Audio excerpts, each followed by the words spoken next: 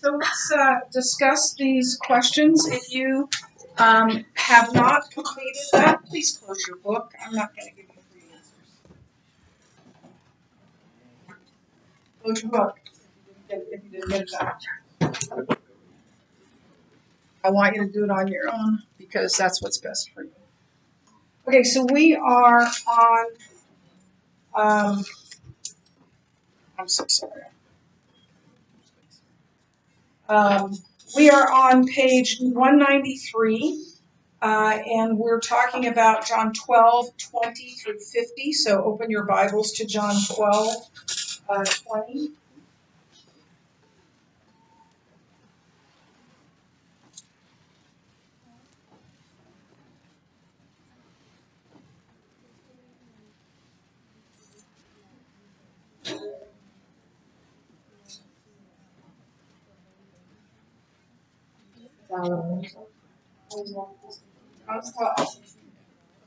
Beginning at verse 20. Okay, I'm going to read this to you and then we'll answer questions. Okay, we're ready to go. Here we go. Some Greeks seek Jesus. Now, among those who went up to worship at the feast were some Greeks. Greeks just means non-Jews, so Gentiles. They weren't necessarily from Greece. The word Greeks just meant non-Jews, Gentiles. So these came to Philip, so those men came to Philip, who was from Bethsaida in Galilee, and asked him, "Sir, we wish to see Jesus." Philip went and told Andrew. Andrew and Philip went and told Jesus. And Jesus answered them, "The hour has come for the Son of Man to be glorified." What has he said over and over and over again? The hour is not yet come. The hour is not yet come. And now it has. Why the Greek guys triggered that? We don't know. We don't know. I can't wait to get to heaven and find that out. But we don't know. So Jesus finally says the hour has come. Truly, truly, I say to you, unless a grain of wheat falls into the earth and dies, it remains alone. But if it dies, it bears much fruit. Whoever loves his life loses it, and whoever hates his life in this world will keep it for eternal life. If anyone serves me, he must follow me, and where I am, there will my servant be also. If anyone serves me, the Father will honor him. Now is my soul troubled, and what shall I say? Father, save me from this hour? But for this purpose I have come to this hour. Father, glorify your name. Then a voice came from heaven. I have glorified it, and I will glorify it again. The crowd that stood there and heard it said that it had thundered. Others said, an angel has spoken to him. Jesus answered, this voice has come for your sake, not mine. Now is the judgment of this world. Now will the ruler of this world be cast out. Now when I am lifted up from the earth, will draw all people to myself. He said this to show by what kind of death he was going to die.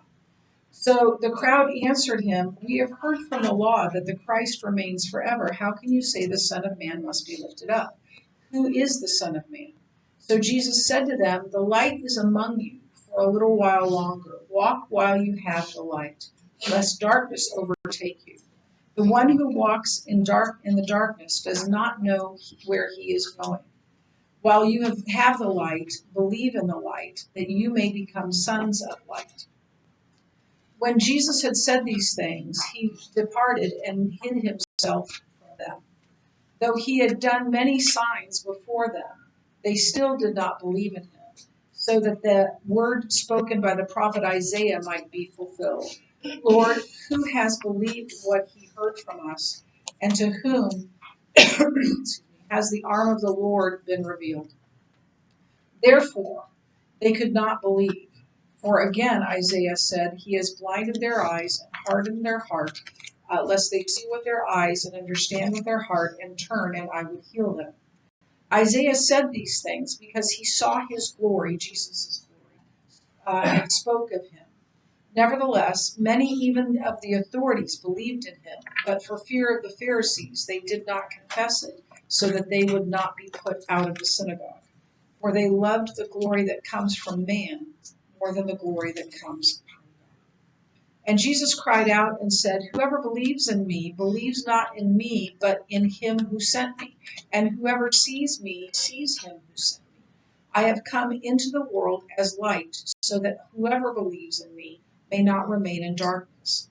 If anyone hears my words and does not keep them, I do not judge him, for I did not come to judge the world, but to save the world.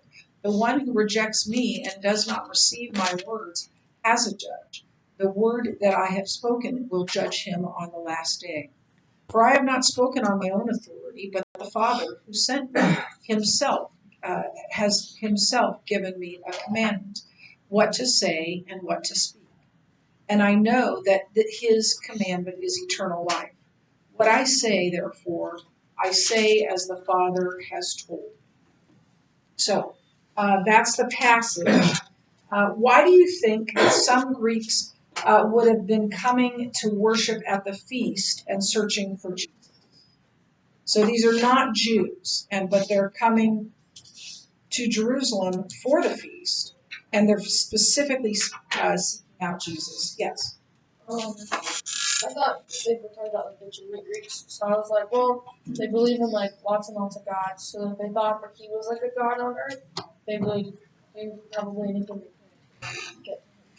Now you're not wrong, because if they weren't Jews, they probably were polytheists.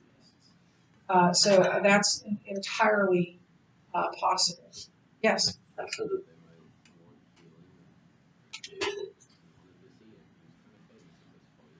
Yeah. Maybe they wanted healing. It doesn't tell us that, but certainly they wanted to talk to him, and certainly he was a well-known figure in Jerusalem. Yes, Lord. My friend goes with John. I think they probably knew a lot about his miracles and just wanted to witness one. That's entirely true, or possible as well, that they wanted to see what he could do. A lot of people did that. Ray. They want to see his power for themselves. Maybe see the power for themselves, or just see this guy that everyone's talking about, right? Does that happen today too? Somebody gets famous and people want to meet him. Even if you don't like them, you want to meet them, right? And because they're so popular. So I went to a Peter Frampton concert in 19. I'm not even going to tell you. You know who Peter Frampton is? That's a bummer. That's really a bummer. He's a singer. He's a singer. And I didn't even like Peter Frampton, but everybody else did. So I went to the concert, right? And saw Peter Frampton. It was a good concert. Yeah, those are all good answers. How do Jesus' statements about glorification in verse 23 and death in verse 24 fit together? So somebody read for us, please, verses 23 and 24. And Jesus answered them, "The hour has come for the Son of Man to be glorified. Truly, truly, I say to you, unless a grain of wheat falls into the earth and dies, it remains alone. But if it dies, it bears much fruit." Okay, who's he talking about there? Himself. That if he dies, he'll bear much fruit, and that's true of anything that you plant, right? When you pluck up that fruit, or if you pluck up that flower, do you see the seed anywhere? No, the seed has ceased to exist, right? But the fruit from that remains. How does this idea of him being glorified through death? How does that fit? That doesn't make sense usually.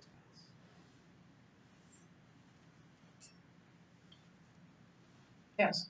I just said his glorification came out and was shown through his death. Okay, Like so it couldn't have happened one without the other. right. Yes. I said the bearing of much fruit. When it says after it dies, only after it dies can it bear much fruit. I said like it bears much fruit is the salvation and the followers that come. Yeah. It was his. He said, "When I am lifted up from the earth, I'll draw all men to me." Right, and he talks about being lifted up. Lifted up is a euphemism for crucifixion. So that's what he's talking about. And we don't see that as being very glorified, right, or glorifying. But Jesus, it is precisely Jesus' death that paid for our sins, so that we might be accepted with Him. And the fruit is the billions of people who have come to know Christ because of what He's done for them. So, from our vantage point, we can see how Jesus' death won a great victory, right? Over death, over sin, over Satan, and brought glory both to Him and to His Father. And I would add, I hope it's my phone. Is that somebody else's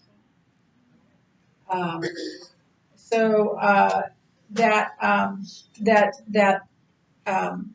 That harvest was the souls of people, billions of people. Next question. How does Jesus apply this principle to believers? Ellie. Said like you have to take up your cross daily and His glory and show through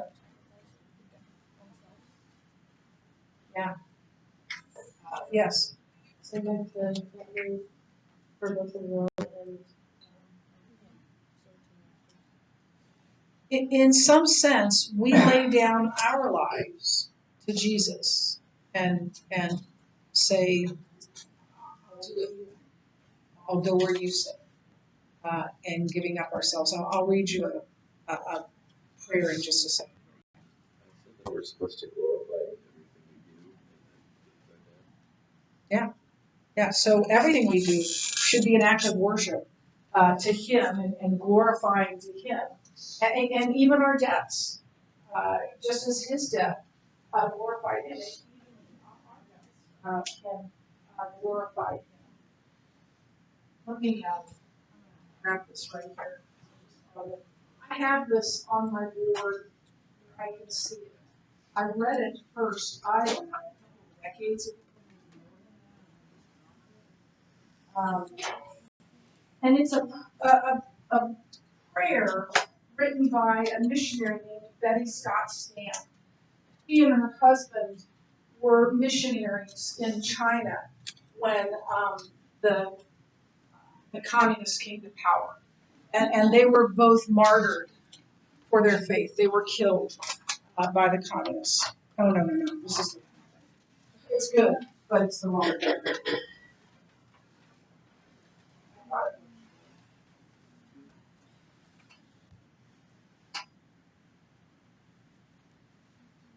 Here it is.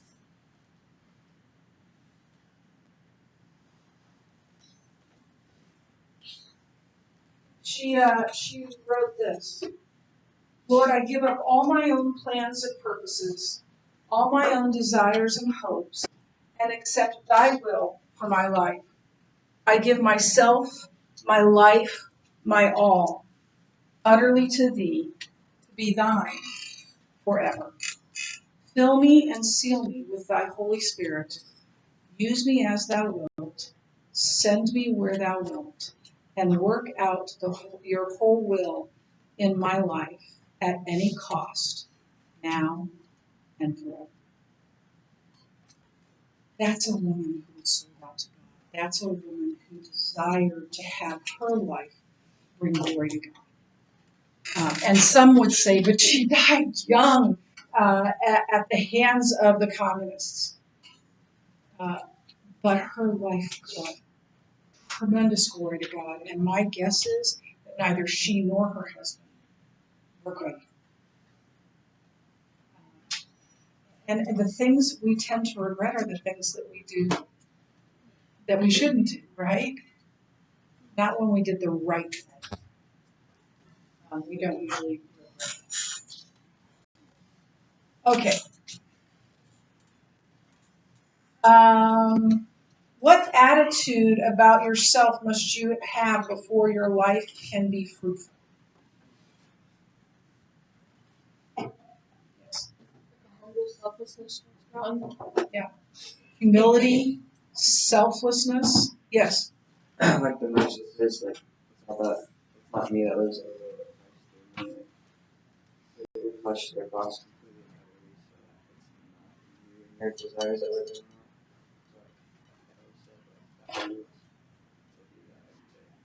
Right, right, and it is. It's a daily laying our will down and our desires down to do what God has called us to do and what God has called us to be. Yeah, you have to be willing to do that. You have to be willing to set aside personal ambition in order to do what God called you to do. My brother-in-law, Bill, he's married to my youngest sister, is a brilliant man.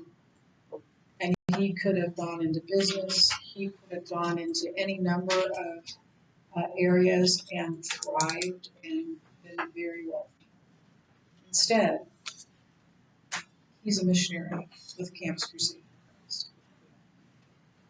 And they don't always know if they're going to have money every month because the money they get is the money that people send in. If they don't send it in, they don't get it.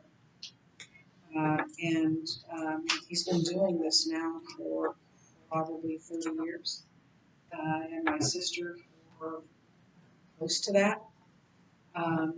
And he has laid down his life for the cause of Christ. Not literally, and he's possibly the most humble person I know. Jesus said his soul was troubled. What do you think affected him most of all about what he was about?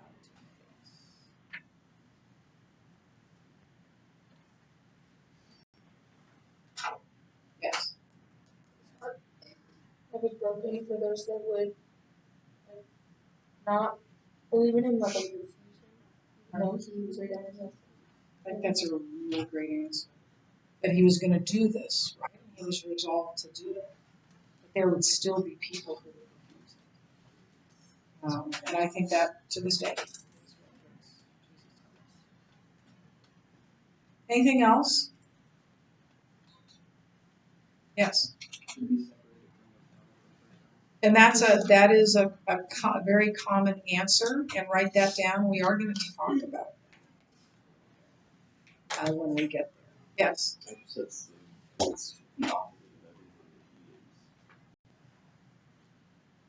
You tried to sow sin, Yeah, yes. and he was carrying that burden.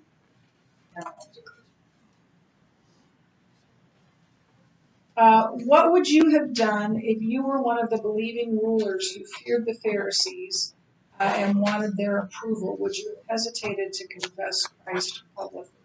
You know, I don't like these questions.